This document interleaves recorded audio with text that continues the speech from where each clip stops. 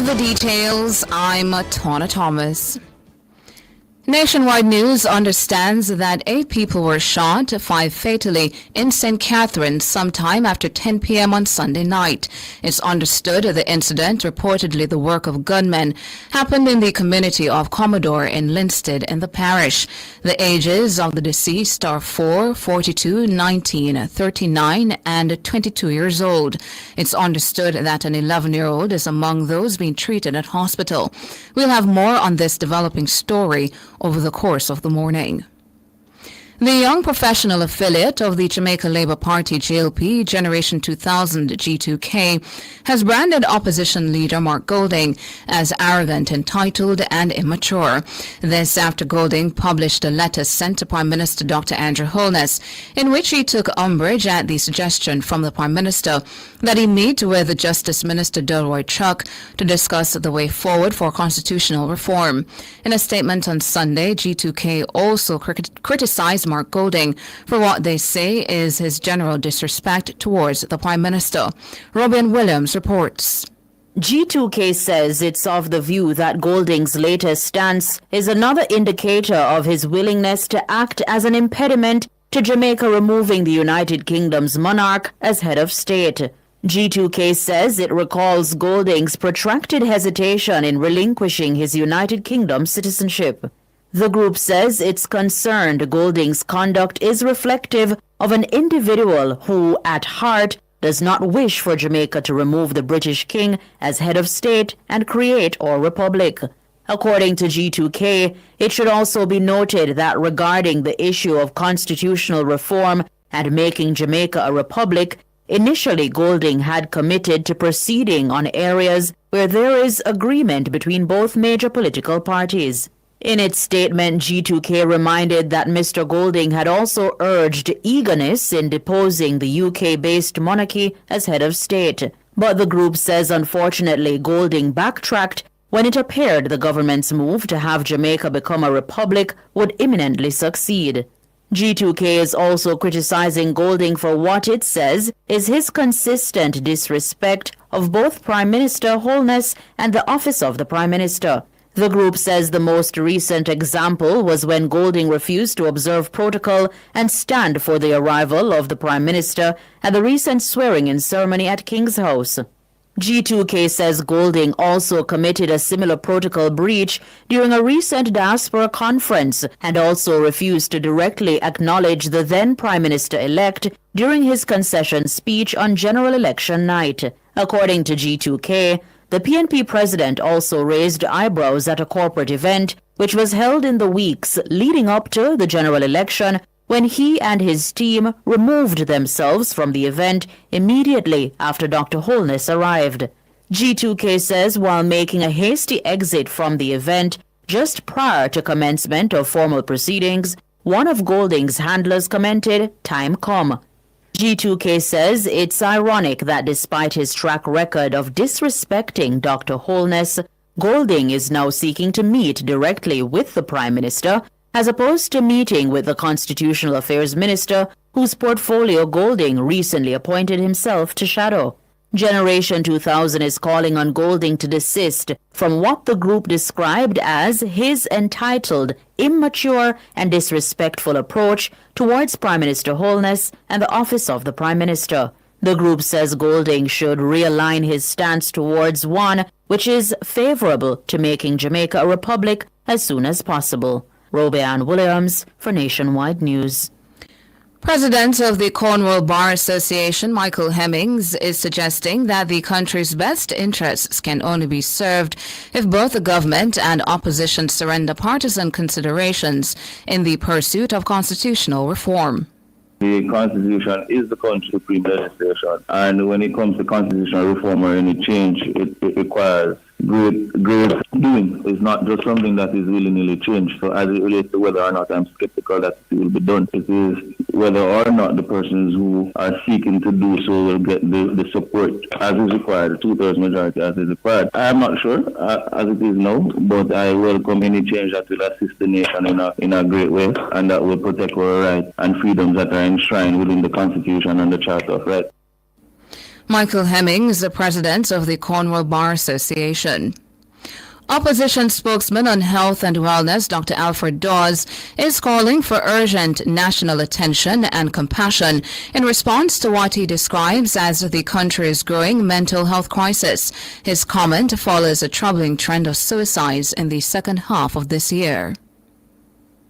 To all who are hurting, please know that you are not alone. The recent data is deeply concerning. Our mental health and suicide prevention helpline received 633 calls for help in September alone. This is not just a statistic. It is a clear sign that many among us are in pain and are seeking support. We must look out for one another. Please check on your friends, your family members, your colleagues.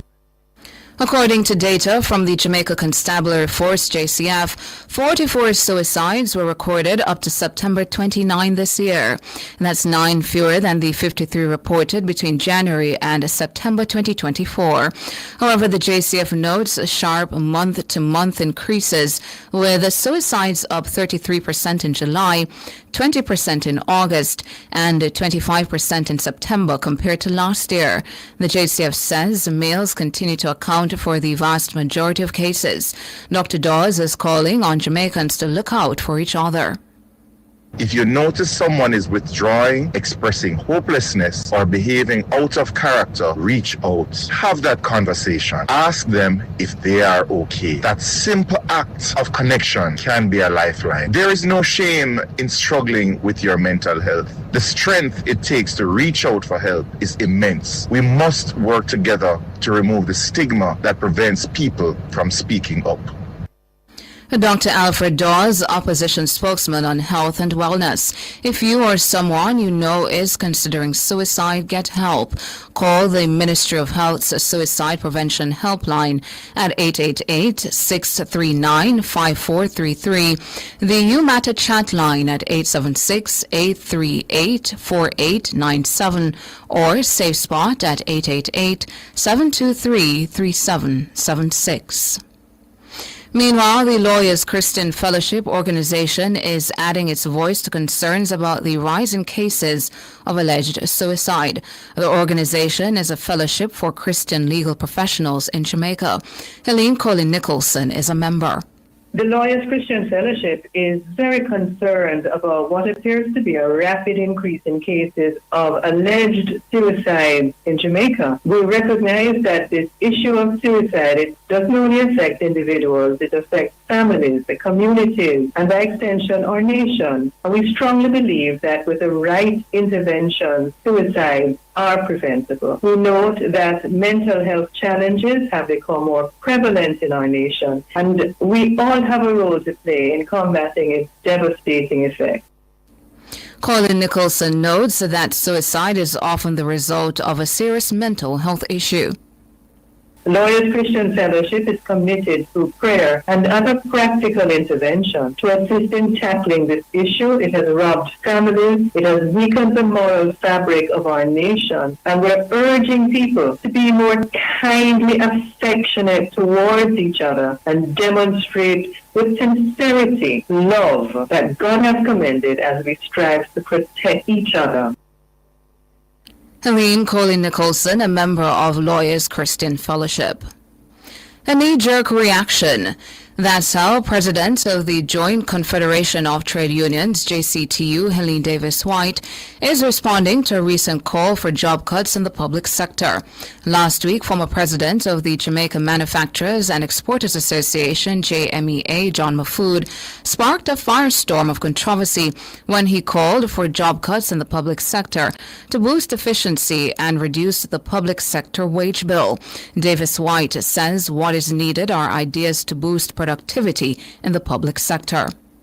We take a decision as to what services are best delivered by the public sector, and in that context, having determined what services are best delivered by the public sector, to look at how best to deliver those services, and in that context, look at providing the sector with the necessary necessary technology and processes that would make that possible. As a trade union movement, we have always said that we only get to the point of staff situations where it can be proven that the numbers of staff that are employed lend to a situation where, we are paying out more for services that are not delivered effectively. And investment in the public sector is very important rather than to take the knee-jerk approach talk about cutting staff.